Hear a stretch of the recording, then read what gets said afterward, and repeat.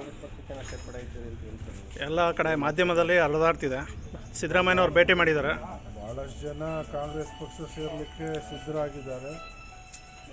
ಚುನಾವಣೆ ಹತ್ರ ಬರ್ತಿದ್ದಾಗಲೇ ಭಾಳಷ್ಟು ಸಂಖ್ಯೆಯಲ್ಲಿ ದೊಡ್ಡ ಸಂಖ್ಯೆಯಲ್ಲಿ ಎಲ್ಲರೂ ಕೂಡ ಕಾಂಗ್ರೆಸ್ ಪಕ್ಷವನ್ನು ಬೆಂಬಲಿಸಿ ಸಿದ್ಧಾಂತವನ್ನು ಒಪ್ಪಿ ಪಕ್ಷವನ್ನು ಸೇರ್ಪಡೆ ಆಗ್ತಾರೆ.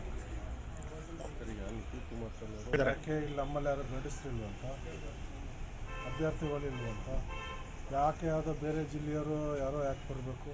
ನಿಂತ್ಕೊಳ್ಳಿ, ನಮ್ಮಲ್ಲಿ ಸಮರ್ಥರು ಇಲ್ವಾ ಜೆ ಡಿ ಎಸ್ ಪಕ್ಷದಲ್ಲಿ? ಕಾರ್ಯಕರ್ತರೇ ಇಲ್ವಾ ಜೆ ಡಿ ಎಸ್ ಪಕ್ಷದಲ್ಲಿ? ಆಗಿದ್ದರೆ ಲೀಡ್ರ್ ಮಕ್ಕಳೇ ಬರಬೇಕಾ? ಎಲ್ಲ ಲೀಡ್ರ್ ಕುಟುಂಬಸ್ಥರೇ ಬರಬೇಕಾ? ಸ್ಥಳೀಯರಿಗೆ ಅವಕಾಶ ಕೊಡಿ. ಸ್ಥಳೀಯರು ಇಲ್ವಾ ಕಾರ್ಯಕರ್ತರು? ಯಾರು ಬಂದ್ರೂ ನಮಗೆ ಅದ್ರ ಬಗ್ಗೆ ಚಿಂತೆ ಇಲ್ಲ. ನಾವು ಸಮರ್ಥವಾದ ಅಭ್ಯರ್ಥಿ ಹಾಕಿ ಚುನಾವಣಾ ಫಲಿತಾಂಶನ ನಾವು ತಗೊಳ್ತೀವಿ. ಹಣದಿಂದನೇ ಗೆಲ್ಲಬೇಕು ಅಂತ ಅಭ್ಯರ್ಥಿ ತರ್ತಾ ಇದ್ದಾರೆ ಅಂತ ಆರೋಪ. ಹಣದ ಪ್ರಶ್ನೆ ಇಲ್ಲ ರೀ. ಚುನಾವಣೆ ಕಾರ್ಯಕರ್ತರು ಮಾಡುವಂಥದ್ದು, ಜನ ಅದನ್ನು ಮತವನ್ನು ಹಾಕಿ ಗೆಲ್ಲಿಸುವಂಥದ್ದು. ಜನರ ಒಂದು ಅಭಿಪ್ರಾಯ ಕಾಂಗ್ರೆಸ್ ಪಕ್ಷದ ಪರವಾಗಿದೆ. ಇಂಥ ಒಂದು ಬರದ ಪರಿಸ್ಥಿತಿಯಲ್ಲೂ ಕೂಡ ಯಾವುದೇ ಎಫೆಕ್ಟ್ ಇಲ್ಲದೇ ಜನ, ಬಡ ಜನರು ಜೀವನವನ್ನು ನಿರ್ವಹಣೆ ಮಾಡ್ತಿದ್ದಾರೆ.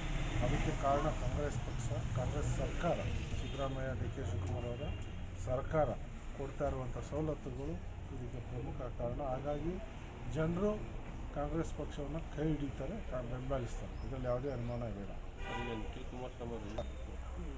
ಇಷ್ಟು ದಿವಸ ಎಲ್ಲೋಗಿದ್ರು? 5 ವರ್ಷದಿಂದ ಜನಸೇವೆ ಮಾಡೋರು ನಿರಂತರವಾಗಿರಬೇಕು.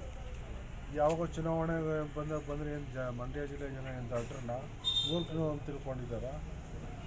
ಅವ್ರಿಗೆ ಕಳೆದ ಬಾರಿನೇ ಸೂಕ್ತ ಫಲಿತಾಂಶ ಕೊಟ್ಟಿದ್ದಾರೆ. ಇನ್ನೂ ಎಚ್ಚರಗೊಂಡಿಲ್ಲ ಅಂದರೆ ನಾವೇನು ಮಾಡೋಕ್ಕಾಗುತ್ತೆ ಅಂತ ಮೂರ್ಖರು. ಪ್ರತಿಭಟನೆ ಮಾಡೋವಂಥದ್ದು ಧ್ವನಿ ಇಷ್ಟು ದಿವಸ ಯಾರಿಗೂ ಇರಲಿಲ್ಲ, ಆ ಒಂದು ದಮ್ಮು ಇರಲಿಲ್ಲ. ಇವತ್ತು ಮೊನ್ನೆ ಸಿದ್ದರಾಮಯ್ಯನವರ ನೇತೃತ್ವದಲ್ಲಿ ಅಂಕಿಅಂಶಗಳ ಪ್ರಕಾರ